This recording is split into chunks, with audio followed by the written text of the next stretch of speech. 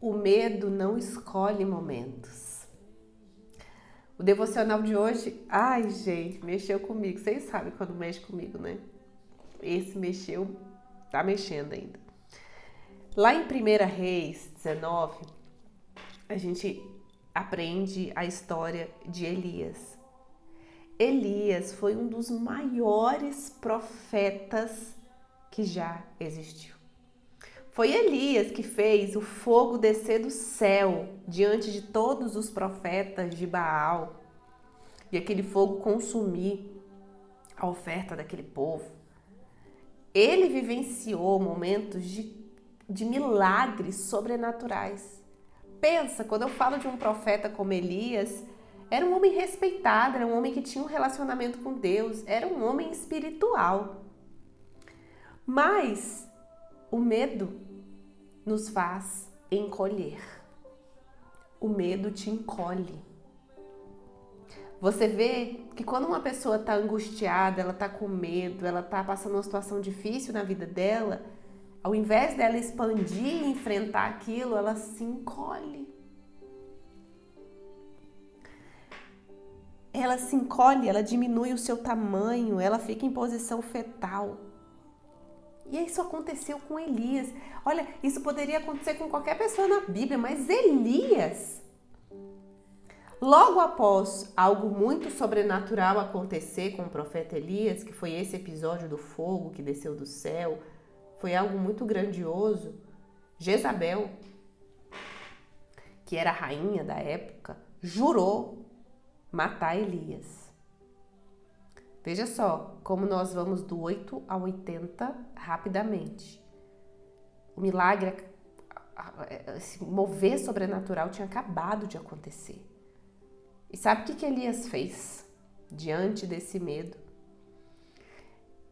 Elias tinha uma expectativa no coração dele, que depois daquele feito glorioso, o povo iria se arrepender, o povo ia mudar seu comportamento, ia voltar para Deus. Mas isso não acontece. E depois dessa situação, a rainha Jezabel jurou que ia tirar a vida de Elias por tudo que tinha acontecido. Foi um contra-ataque. Entenda, mulher espiritual, entenda algo. Toda vez que você iniciar um movimento de fé na sua vida, isso é um ataque. Um ataque no mundo espiritual. E todo ataque tem um contra-ataque. Esse foi o contra-ataque que Elias recebeu. Aquela mulher ficou enfurecida e falou: eu vou matar esse homem. O mesmo Elias que fez descer fogo do céu era o Elias que estava apavorado. E ele correu e se escondeu, se sentindo só, se sentindo desamparado, com as suas esperanças e frustrações à flor da pele. Ele entrou numa caverna. E não foi só isso, gente. Quando ele foi para a caverna, ele falou assim para Deus: Senhor, já basta. Toma agora a minha vida, pois não sou melhor que os meus pais. E deitou-se e dormiu debaixo do zimbro. E eis que o anjo o tocou e lhe disse: levanta-te, come. Olhou, e eis que junto à sua cabeceira havia um pão cozido sobre as brasas e um vaso de água. Comeu e bebeu, e tornou a deitar-se. E o anjo do Senhor voltou pela segunda vez, dizendo: levanta-te e come, porque a jornada é muito longa para ti. Levantou-se, pois, comeu e bebeu. E com a força daquela comida, caminhou 40 dias e 40 noites até Horebe, o monte de Deus. Elias, ele não só fugiu, mas Elias pediu a morte. Ele disse que a vida dele não valia nada. Isso revela que Elias, mesmo sendo um homem de Deus, um líder, estava depressivo. Ele comeu e dormiu. Depois o anjo chamou: levanta, come mais. Porque quando você está fraca, emocionalmente, espiritualmente, você precisa de descanso, de comida, de se cuidar. E esse alimento foi trazido por Deus de uma forma sobrenatural. Deus alimentou ele. E o que acontece a seguir é profundamente importante.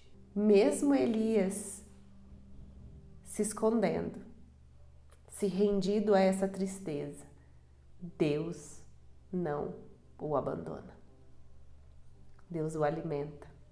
Porque Deus não pede perfeição de ninguém. Deus não pede que você seja perfeita. Deus não te julga por você ser uma profeta num dia e estar se escondendo numa caverna no outro. Ele só pede o teu coração, a tua verdade. E aí, em 1 Reis 19, no versículo de 9 a 12, fala assim: E ali naquela caverna entrou e passou a noite. E eis que veio a ele a palavra do Senhor que disse: O que fazes aqui, Elias? E ele respondeu: Eu tenho sido muito zeloso pelo Senhor, porque os filhos de Israel deixaram a tua aliança. E continua, e ele desabafa. E aí, eis que o Senhor passava, e um grande e forte vento, que fendia os montes e quebrava as penhas diante do Senhor, mas o Senhor não estava no vento. Depois do vento, um terremoto, mas o Senhor não estava no terremoto.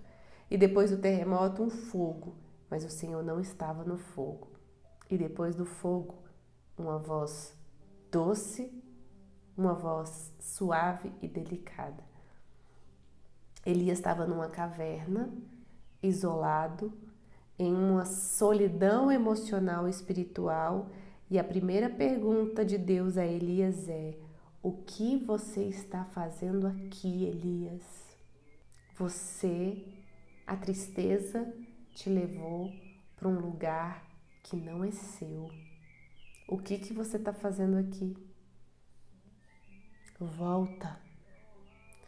E aí Deus dá a direção para Elias voltar e ir para o monte. E ele vê vários fenômenos sobrenaturais, vento, terremoto e fogo, e Deus não estava ali. Deus estava na voz suave e delicada. Quando a gente está em momentos de crise, de angústia, nós buscamos respostas grandiosas e dramáticas, mas Deus está na tranquilidade. É preciso que você se acalme, respire para ouvir o que Deus tem para você. Então eu quero trazer para vocês 4 lições sobre isso. No próximo devocional eu vou trazer as 4 lições de Elias. Mas agora eu quero te perguntar, para onde a preocupação está levando você? Para uma caverna ou para um monte?